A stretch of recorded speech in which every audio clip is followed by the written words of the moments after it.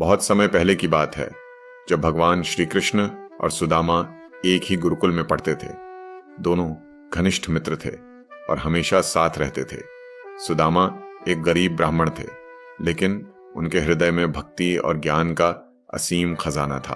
कृष्ण, जो स्वयं नारायण के अवतार थे, फिर भी एक साधारण विद्यार्थी की तरह गुरुकुल में रहते और अपने गुरुओं की सेवा करते थे। एक दिन गुरु माता ने सुदामा और कृष्ण को जंगल से लकड़ियां लाने भेजा।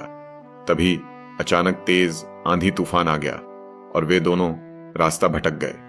बारिश में भीगते हुए सुदामा कांप रहे थे, लेकिन उनके पास थोड़ा सा चने का भोग था जिसे वे अकेले ही खा रहे थे।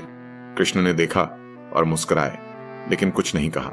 सुदामा का यह स्वार्थ बाद में उनके जीवन में एक बड़ी सीख बना। समय के साथ कृष्ण द्वारका के राजा बने, जबकि सुदामा गरीबी में जीवन व्यतीत कर रहे थे। उनकी पत्नी भी अत्यंत साध्वी और धर्मपरायण थी, लेकिन घर में भयंकर तंगी थी। कई बार उनके पास खाने के लिए भी कुछ नहीं होता था।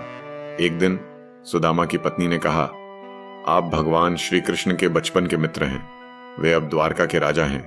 यदि आप उनसे सहायता मांगेंगे तो वे अवश्य आपकी मदद करेंगे।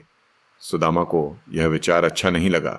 वे कृष्ण से प्रेम करते थे, न कि किसी लाभ के लिए, लेकिन पत्नी के आग्रह पर वे जाने के लिए तैयार हुए। सुदामा की पत्नी ने उन्हें भेंट स्वरूप देने के लिए मुट्ठी भर सत्तू, भुने हुए चावल एक कपड़े में बांध कर दी।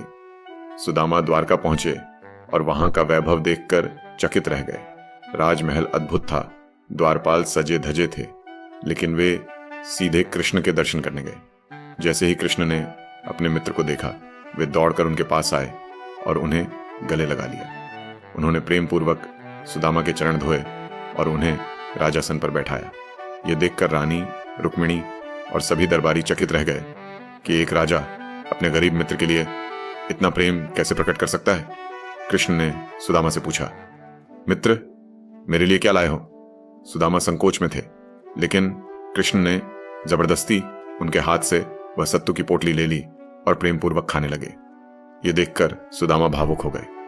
सुदामा ने संकोचवश कुछ भी नहीं मांगा और बिना कुछ बोले अपने गांव लौट आए। लेकिन रास्ते भर वे सोचते रहे, मैंने कुछ भी नहीं मांगा, अब भी गरीबी मेरी किस्मत में रहेगी। जब वे घर पहुंचे तो देखा कि उनकी झोपड़ी एक विशाल महल में बदल गई थी। उनकी पत्नी सुंदर वस्त्रों में खड़ी थी। घर में धन धान्य भरा हुआ था। सुदामा समझ गए कि कृष्ण ने बिना मांगे ही उन्हें सब कुछ दे दिया। यदि कहानी आपको पसंद आई हो तो चैनल को सब्सक्राइब एंड शेयर करें।